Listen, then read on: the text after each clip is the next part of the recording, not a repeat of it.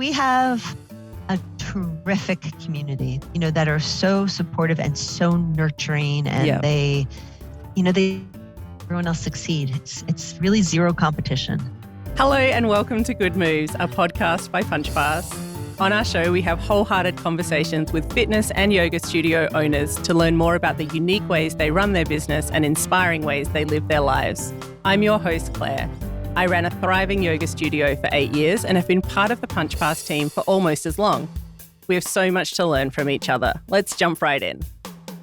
Hello and welcome to Good Moves, a podcast by Punchpass. Today we have Rene with us from Challenge Aerial. Can you just introduce yourself and tell us a little bit about what you do? My name is Rene Essler. I own and run Challenge Aerial, which is the largest aerial art studio in the city of Atlanta, Georgia. We have about more or less 100 classes a week. Oh my God. And we offer classes in aerial silks, aerial sling, sometimes called hammock, aerial lyra, sometimes called hoop, dance trapeze, rope, aerial yoga, ground dance, Pilates, ground yoga. I'm sure I'm forgetting something. Techno ballet, I was going to ask you about Latin dancing. That's amazing. I saw techno ballet today and I was going to ask you what that is, but we may maybe get to that a little bit later. I'm very intrigued.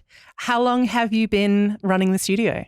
I opened the studio 6 months before COVID hit. Wow. So I opened it in September of 2019. So 2.5 years now. So it's been your baby from the beginning. It was your idea. It was you got it started? No, I wouldn't say that. No? Okay. No, I was a student, right, of aerial.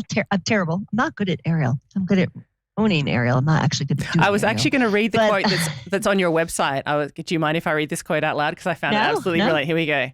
Rene is the owner of Challenge Aerial and adores the aerial arts, although she has no flexibility or natural grace, so none of the apparatus comes easily to her. If you need a confidence boost, ask her how long it took her to get one of her toes to touch a trapeze, and you will walk away feeling pretty good about your accomplishments. I adore that. That's I think that is fantastic. It took me 2 months to get a single toe to touch a trapeze. That's and after that, then you have to wedge, use your toe to leverage against the bar. And then by pushing against the bar, you can get the rest of your body up. So it was just a toe that I got, not the feet to go under, nothing like that. A toe. See, my toxic trait is thinking that I could just do that if I decided to do that. But I'm fairly certain that that's actually not the case. I was a rower. I was like, I'm strong. Yeah, you would have had a strong core, but no, different functionality. You would think. Yeah. Yes, it was not the same. So you started as a student. Let's go back again after that little diversion. I did. So I started as a student because I was walking my kids home from school one day. And unbeknownst to me, 2 blocks from my house, there was a church that had been converted into a studio, and they had the doors open so I could hear the music. So we stopped to see it and I was mesmerized. I was like, that's it. We're going to take aerial. So I enrolled my daughters, and then I discovered they had an adult class. So I enrolled myself. And fast forward 2 years later, the studio closed. And I was like, and I was bummed. I really enjoyed it. And a few other students really enjoyed it too. But one was already a small business owner, and she was fabulous. She was really gifted at it. And so we decided we'd go in together. Wow. And then we convinced a third person who is an accountant to join us. So there was 3 of us in the beginning. Yep. And then the accountant, we all had daytime jobs. The accountant's daytime job took her out of state, so she couldn't participate. So that took us to 2. And then my partner had a massive coronary attack and she died. And I'm so sorry. That took it down to me. I know, it was horrible. But we have a beautiful window of her tattoo in our studio. I think I read about her on the website too, and how special she was. Yeah, it's amazing. She was very special. So that's actually how I ended up owning it myself. It was not intentional, just sort of happened that way. So you push forward. Had you had an experience running businesses before? No. Nothing at all? Nothing. So it's a bit of a steep But I did have a master's in business administration. So I had some, basic business background. Okay. And, I'd been working for quite some time.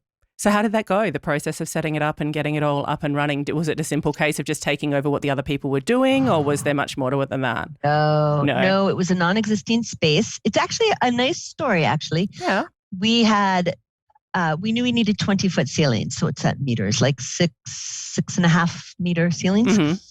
And that's really hard to come by because it's not quite common. And then we also noted that we wanted to be near schools because, if you can get kid classes, you've got pretty standard programming. So yeah. we had created this parameter, like this kind of circle. We created these different circles on the map to say these were areas that were close enough to a school that and had enough of population basically that would support a studio.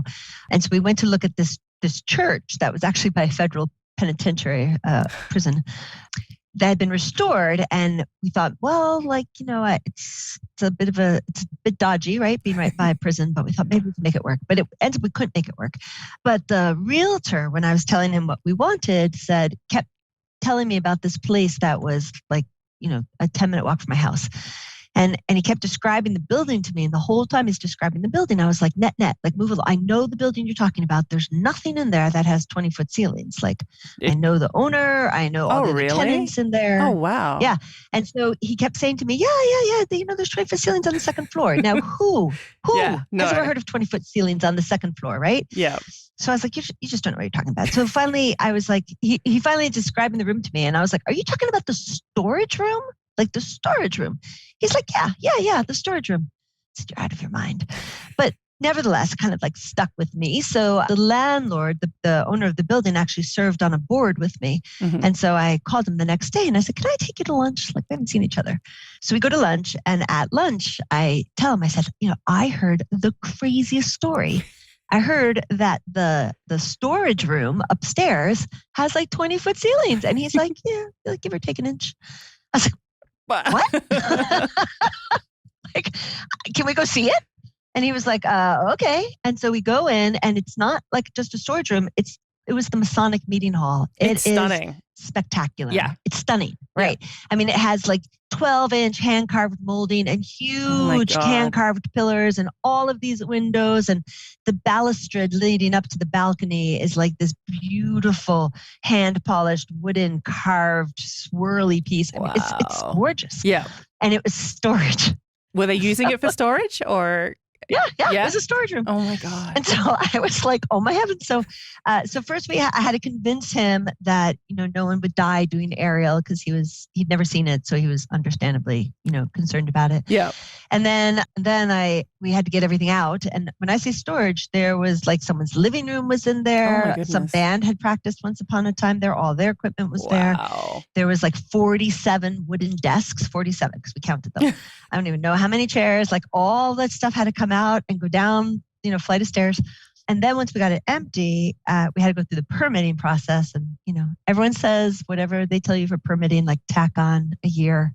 I can't imagine for aerial and the risk involved with that. Yeah, it's kind of amazing to me they ever approve it, and I'm glad that they do. But yeah, there's a fair amount of risk involved. Well, the funny thing is, the very, very end, they weren't going to. They hung it up again, and most of it was really just the city just wanting it's everything to be dotted and checked, and every time the city declined me, the landlord's lawyer said we're out.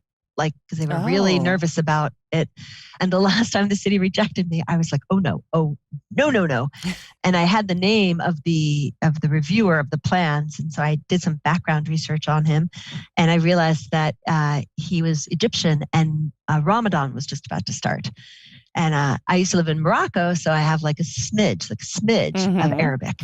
And so I reached out to him and I blessed his Ramadan. I blessed his family and I blessed the Ramadan holiday. And I said, I don't want to tie you up during Ramadan, but if you'd be so kind as just to give me just 10 minutes of your time so I can explain what's going on. We could like wrap this all up before the feast begins. And he was so impressed that I knew it was Ramadan and I could, greet him in Arabic. And so he sat down with me, walked me through all the problems with the plans, and then put me on his calendar. And he said, come back with these changes tomorrow and I'll stamp you. Wow. So that's how we finally got it through. So you got it through the human connection. All the people who are listening who think that their world history and kind of world culture classes don't come in useful, that's living proof it does. It just speaks to that connection, though, that human to human thing that you really need to get for those. I mean, it seems like bureaucracy until it's not. It's just a guy who can be connected with. I think that's a really cool thing. That's amazing. You just had a job to do. Yeah, absolutely. And then you got your okays the next day and you were good to go. Yeah, got the stamp the next day and we started. That's brilliant. So did you have a lot of help? Or you said you were on your own at the start. You obviously had people who believed in the project as well. Who supported you? So I did have all the instructors from the studio that I'd been at had no home. Yep. So I had kind of a family, right, of instructors that were ready to start like from the beginning. Yep. And then their students, they'd been cobbling together things like, people's warehouses. Well, it's not the sort of thing you can do like yoga in the park or anything, you can't just put up 20 slings. No, that's not going to work out. So you really are orphaned when places close. Yeah. It's hard. They had kind of cobbled it together, but there weren't a lot of students in the start. So I went into it saying I have 4 or 5 instructors. And maybe like 20 students at the start. So it was kind of a big risk, but business is a risk, right? If you think there's no risk, you're kidding yourself. But I just thought to myself, there's nothing else. Like if I loved it this much, surely some others would like it this much. And I knew I was in walking distance of 4 schools. Yeah.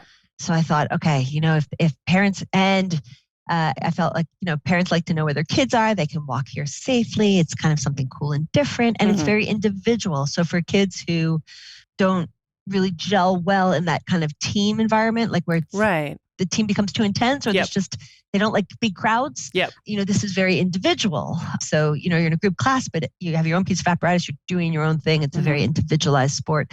So I thought, I can probably sell a lot of parents on that who want the physical activity, but when kids are young, there's not many opportunities to be individual in a sport. Right. Absolutely. It's all group sports. Yeah. So that's how we kind of started off. And then, we picked up some adult classes and I thought, okay, we might make it. And then the pandemic hit and I thought, okay, we might not make it. But the beauty of our space, we were very fortunate, was that when the pandemic closed, I took those 2 months and I said, okay, so if I can't make it, then, I go down with the best of them, right? Because the pandemic was going to just knock so many businesses out. But I thought, I could use the time well. So it was during that time that I switched to Punchpass. Nice. Because I had a clunky system and I thought, I can use this time wisely and figure out a system that's going to make registration much easier and make class programming for me so much smoother. Beautiful. So I spent that time going through a bunch of options and I'm glad it was us. That's awesome. So you closed completely for the 2 months. You didn't do online classes or anything. Obviously, with the silks that wouldn't work. But you didn't do anything with the yoga or dance or anything. No, we didn't do anything. I didn't have the dance space then. That expansion came later. Yep. But what we were able to do is we're in a pretty conservative Republican state, and they didn't close for long. So we were only down for like 10 weeks, maybe. Okay. And then when they opened, they were that was back when we thought that fomite transmission was still a thing, right? So we thought if you touched anything and that was stressful. Isolate everything for a long time. But I had a few things going. So I had this very big space to begin with a lot of points. So I could meet the maximum, the maximum number of students allowed were 10. Yeah.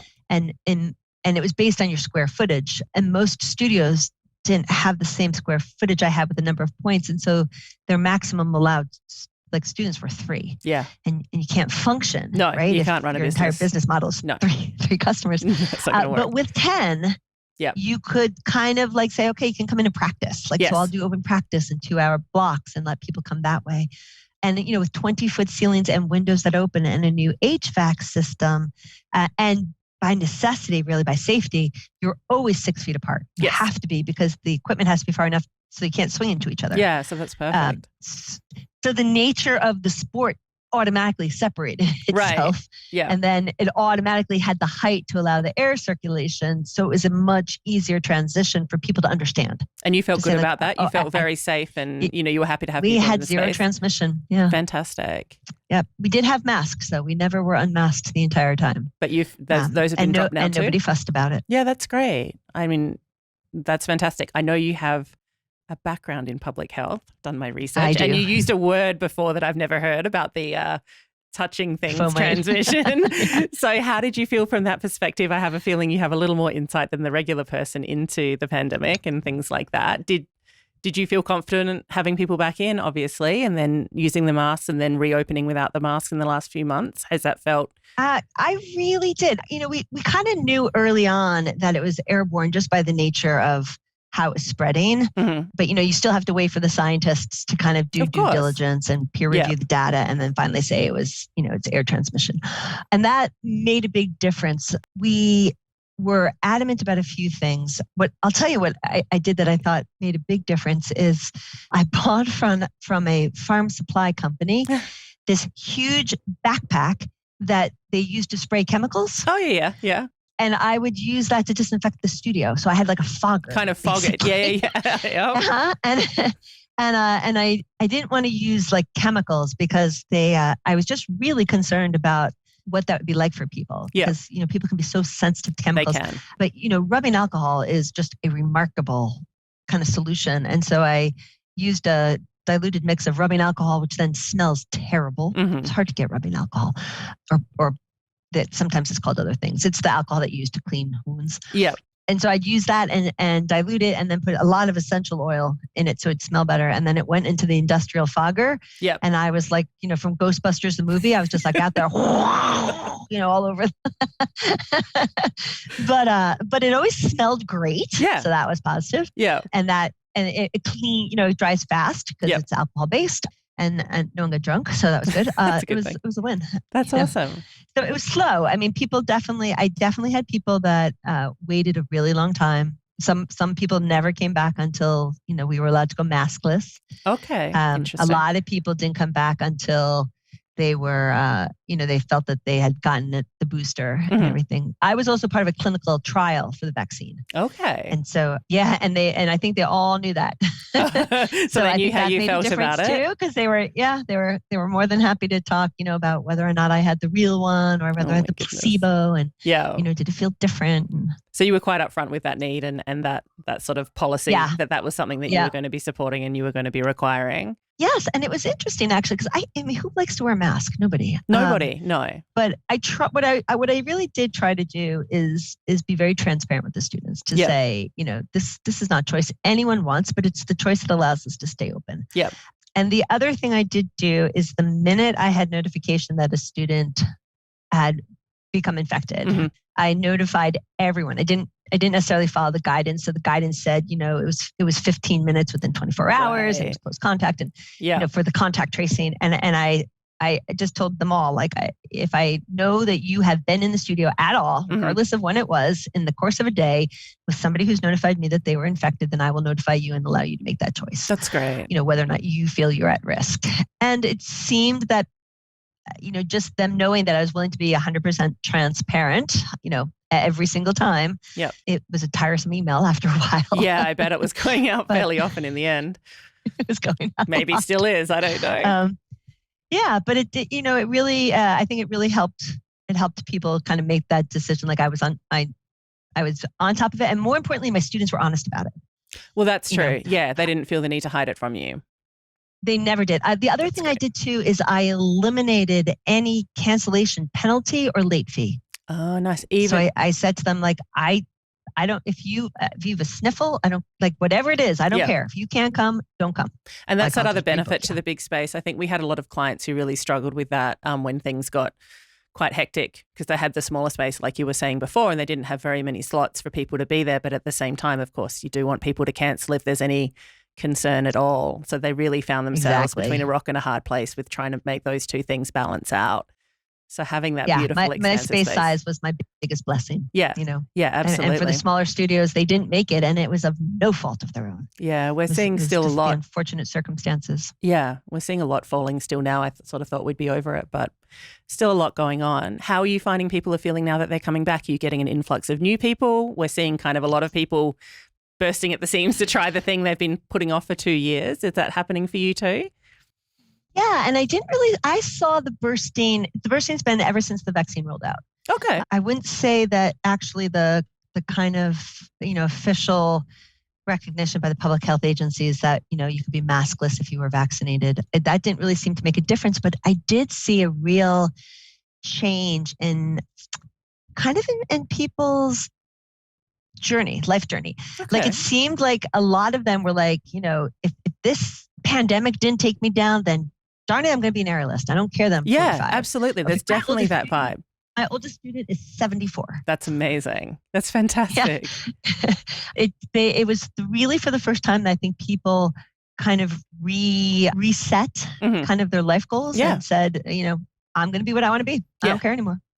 I think that's brilliant. And I think a lot of that is happening with our yoga studios and places like that as well. And I've certainly had that feeling in my own life as well, that now's the time. And I really hope we can hang on to that feeling for a while and we don't all just go back to our routines and feeling like there's certain things we can't do because we're getting a little bit older.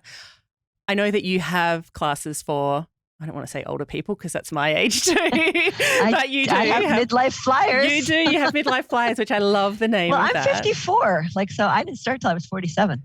I love that.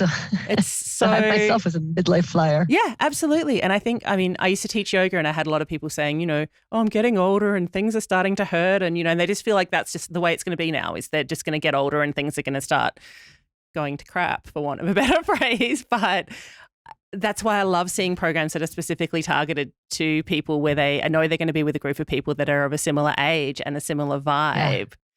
How do you find those people show up and how do you deal with the fact they're all going to be at very different levels of fitness and ability? What's your approach? For our Midlife Flyers, we did it very specifically designed to say, kind of expectations when you're 40 and above tend to be different. Mm-hmm. In most cases, you want a little bit more time on the stretching and the flexibility. You're much more interested in the strength, right, than you are necessarily in the visualization of the performance. Right. Like, you want to be able to show your friends, but you don't really have a career aspiration to say, I'm going to get a gig on a cruise ship or anything like that. And so just your purpose or your drive to be there is very different. And so I kind of found instructors that kind of jived with that. Mm-hmm. They really understood that you kind of come into a different mindset with that. And then we also, we added level classes. So we started going like with 1s, 1.5s, 2.5s. Yep. But the biggest thing we really did is I tell my students this all the time because they get hung up sometimes on progressions. But I said to them all the time, like, we practice adulting. People learn for adult classes, kids came, but people learn differently. So some adults want to have everything absolutely locked down, right? They want to know that everything that they learned and they can repeat multiple times and they're top of game on it. And they want to do it right every time. Yes. Right. Yeah, that perfectionism. And there's others who say, I really learn best by being the worst. Like I'm okay watching everyone else do it and I can't because I'll get there. I just want to see it. Yes. I want to see them do it. I want to see that progression. And that's a personal learning style. Absolutely. So we really said, we're going to practice adulting and you get to choose the class that you think you should be in based on the teacher, based on the style, based on the other students that are in there. And as long as you're okay that there might be times that you're left behind, like you just can't do what the others are doing, we'll always make sure you can do something safely. We'll give you something that's conditioning based to help you develop the muscles to get to that point, but you may not be able to do the trick that they're learning. And as long as you're okay with it, then, we have a place for you. And if you think yourself, I'm not okay, well, then we'll put you in a different one. Absolutely. We'll get you into the right class. And that seems to work, but that's not consistent with a lot of the studios. So, and there's not a right or wrong. Other studios that are much more performance-based have a much, more stringent curriculum and they have students that really thrive in that environment. So there's just different models. So you guys aren't performance-based. I know I saw some on your Facebook page and your website that there are performances. Is that more for the younger students or is it an opportunity you give for everybody? No, we do performances and we always have student showcases. We're actually going to start rolling out some more informal ones soon where people can just sign up and every one Saturday of every month, it will be kind of like an open showcase where people will go into a lottery. That's cool. If they want to perform. Yeah. So, but what we don't do is we don't teach to a show. So everything is not developing a show and then, performing a show. It is much more developing a love for aerial. It just so happens that some people love to perform. And so there's always that chance. Yeah. But that's not the be all and end all for us, Is that something that you find motivates your students to perform? Do you find some of them coming out of their shell and thinking it's something they'd never do and then eventually coming around to the idea? Yeah. There's definitely some who hold off for the first year or so because they just aren't ready. I do think it's going to be very different for me to answer that question next year because so far, none of my adult students have had the opportunity to perform in person. Right. Yeah. Every time we had one scheduled, we were in lockdown and we couldn't do it safely. The kids have just by dumb luck, right? Because in between their all schedule has, it would seem like we were at the low and they'd open up and then it'd spike again and it was the adults' time and they were blocked out again. Yeah. So I'll answer that question better for adults next year. Yeah. Do a podcast part 2. I'd love to. But but I do think that adults, some of them, I think, come out of their shell. Like even when we filmed them all, so we ran the performances and we brought in videographers and we created performance like videos for them, and they they had so much fun creating. Yeah. Deciding the costumes and the music that they wanted. And some of them had real themes behind it. It was wonderful. Yeah. There's definitely some who that's just not their thing, right? Yep. They're in this they're in it for the challenge. They just come for different reasons. I definitely have ones who have discovered, there's ones who love performing from the get-go, right? They just, they're on Instagram. They've barely been in their first class and they're posting on Instagram, regularly. Yeah. But we do have a lot of others, I think, who are slowly discovering the confidence, their inner confidence to start a performance, and classes really help with that because there's such a genuine spirit in the space where everyone wants to see someone else successful. I can imagine the groups getting quite connected, especially with the courses where everyone's in the same space at the same time week after week. I imagine it would be pretty amazing. And there's always things that there's like these milestones in people's lives in aerial, like an inversion is a huge thing. Yeah, like same thing in yoga. Yeah. Over. Yeah, but exactly. The process is such an important part of that. It's the big thing that people work toward. Yeah. But you spend time on the process. It's beautiful. Yeah, a huge time building it up and becoming comfortable with it. And so a lot of those are ones where, that's the piece might actually focus around something as simple as that because it's huge. And, absolutely. Everybody's there cheering them on. Yeah. And we have a terrific community, that are so supportive and so nurturing and they everyone else succeed. It's really zero competition. That's beautiful. And that makes a difference, right? That means that people, when people walk into the studio, everyone knows their name. Yes. It's like being on Cheers. That's amazing. So we don't have anyone sidling up to the bar. We don't have a norm yet, but maybe there's room in the loft for a bar. Maybe just kombucha though. So this is your full-time gig now? Have you moved away from? No, you're still working? I still work full time. Oh my goodness. That's amazing. Yeah. And what's next? Yep. In fact, I'm in my aerial clothes because I was actually teaching 2 classes before I jumped back here to take this. Oh my God, you're amazing. Yeah, I work by day and I aerial by night. I guess that should be my t-shirt, right? That's fantastic. So just before we wrap up here, can you tell me what's next? Like, what are you excited for now that, fingers crossed and not to jinx anything, the pandemic seems to be actually properly coming to an end now? Big plans or just more of the same? I am excited for in-person. Yeah. Whatever that looks like. If it looks like a really choreographed and showcased thematic piece that people audition for, or whether it's just little snippets or, the one that I mentioned that will start where people just get to sign up and it's kind of like an open showcase. Yeah. I'm excited for the students to have the chance when they want to be in front of a live audience and hear that live applause, right? And the energy of a crowd. Yeah. And I'm excited for audiences to be able to see it. Yes. It's very different in person than it will ever be when you watch it online or in a video. Yeah. I'm really excited. We expanded this year. Okay. In the pandemic, who expands? But we did. You apparently. It's brilliant.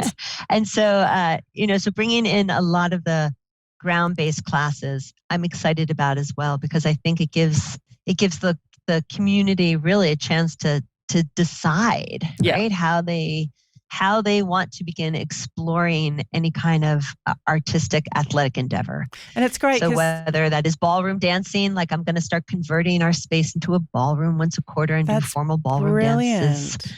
Yeah. Because I think so much of it is getting familiar with... It was kind of a ballroom once upon a time, so I'm going to honor its past and bring it back. That's gorgeous. Well, because once they're familiar with you and your space, they'll be happy to come to different classes. And I think that's so cool. Someone who's coming to the aerials might try yoga for the first time or might try ballroom dancing because they know you and they know the setup and they know what they're going to see when they walk into the space. And I think that's actually incredibly important. And I think it stands in the way of people trying something new, is that worry about what it's going to feel like when they walk through those doors and another new person. But if they've already done that for one modality, then to open them up to the ability to come to other modalities is amazing.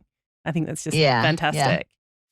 And I hadn't thought about that, but that's a nice observation, is to recognize that barrier, it's already is the down. barrier of the unknown. So when you can kind of remove some of the unknown, then the exploration can really start. Hopefully they can come and play in other areas as well. Yeah. That's amazing. I'm so glad I had a chance to talk to you today. I'm so excited by your space. I want to come and play. We talk about, going around and visiting our clients and having a bit of a play. And maybe when the pandemic lifts a little bit, we'll actually rock up and come and say hello and see what you guys are doing in person. I'd love that. We would love that. Yeah, that would be fantastic. Thank you so much for joining us today. Really, really appreciate it. Thank you for having me. Thank you.